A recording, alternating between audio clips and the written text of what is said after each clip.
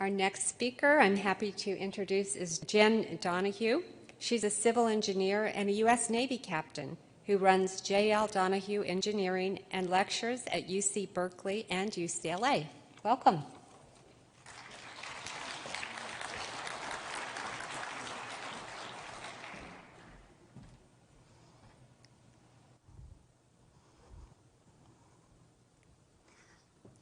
What if all our preconceived notions about what makes a great leader might not actually be true?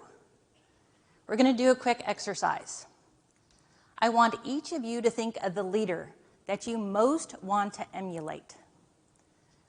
Who is that leader above all other leaders that you would want to follow to the ends of the earth? Do you have that person in your mind? Now, I want you to think of the 3 traits that really embody that leader.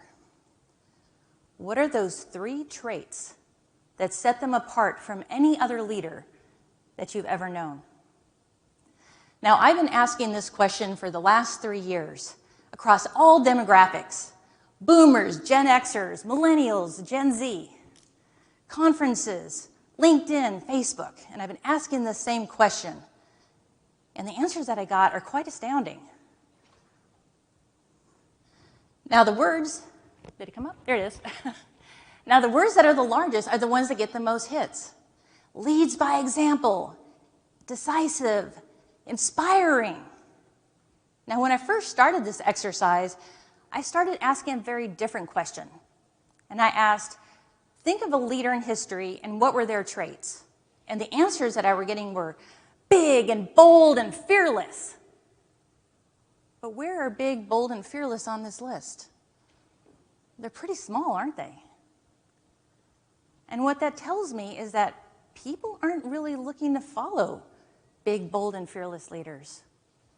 They're looking to follow leaders that lead by example. They maybe have a sense of humor. That's who people are looking for in a leader. And so, as you're on your leadership journey, I want you to think about, when you want to become a leader, are you trying to become big, bold, and fearless? Or are you going to look at your own strengths to understand what are you good at? Now, why is this important? 80% of employers think that their employees leave their company because they want more money. When in actuality, it's quite different. Only 20% of employees actually leave a company because they want more money. So what are the other 80% doing? Why are they leaving? They're leaving for the hope. They're leaving for the hope that they're going to go be better managed, that they're going to go to a better work environment, that they're going to be in a trusting business relationship. That's why they're leaving. Now, the U.S. Bureau of Labor Statistics have been keeping all kinds of data for the last decades. And over the last 10 or so years, about 2 to 2.5% of the entire United States quits their job. 2 to 2.5%. Now, we all know that 2020, that was quite a different year. In April, that number plunged, and it was down at about 1 to 1.5, because people were scared. We were right at the beginning of a global pandemic. It was an economic crisis, and people were scared, and they didn't want to quit their job. And so they didn't quit. But by the end of 2020, it was quite something different. That quit rate had gone up to on par and above what it had in the last 7 years. People were quitting their job. I know my best friend did. She was tired of it. She had a boss that didn't support her. There was this absolutely toxic environment that she worked in that the boss just didn't do anything with, and he just let it fester like a cancer. And she finally said, you know what, I've had it, I'm quitting. She was part of that group in 2020 that left. But what's even more astounding is in 2021, in April, that number skyrocketed. Folks, we're in the middle of a mass migration of people. They're calling it the Great Resignation. People are quitting their job in droves. So what does that mean for you and your corporation? That means you might lose someone with some high technical ability. It's going to leave a hole in your organization, and everybody else is going to have to take up that slack. You're going to have to go out and you're going to have to hire. You're going to have to onboard. You're going to have to get them up to speed. That's time and that's money. But how do we become better managers and better leaders so that our people don't leave us? And it all starts here.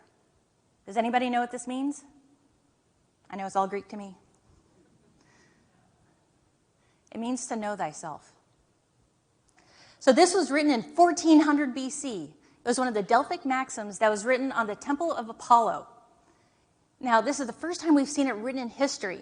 And what that tells me is that if it was old enough for those old guys back then, it's definitely relevant today. It has to start with us. And so I call it my 3 Bs. The number 1 is to be self-aware. And you heard a little bit about that earlier today. Now, I will tell you, I was the biggest skeptic of those online exams. Myers-Briggs, Clifton-Strang's, the DISC assessments.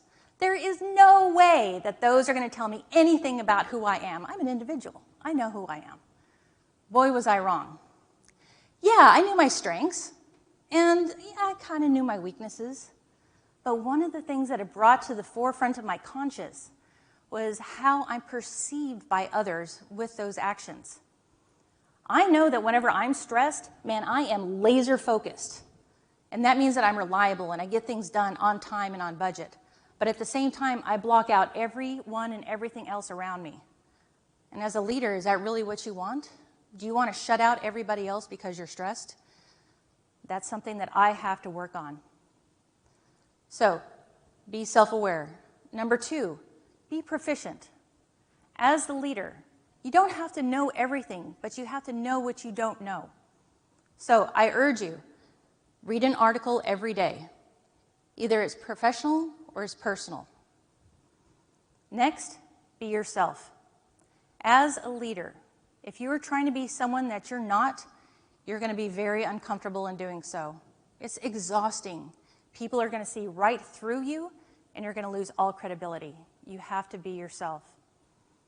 And so with that, tomorrow morning, when you get up and you're sitting over your cup of coffee, I want you to think of your strengths. And are they on this list? Hone in on those strengths, because this is what people are looking to follow. Be that leader. Thank you.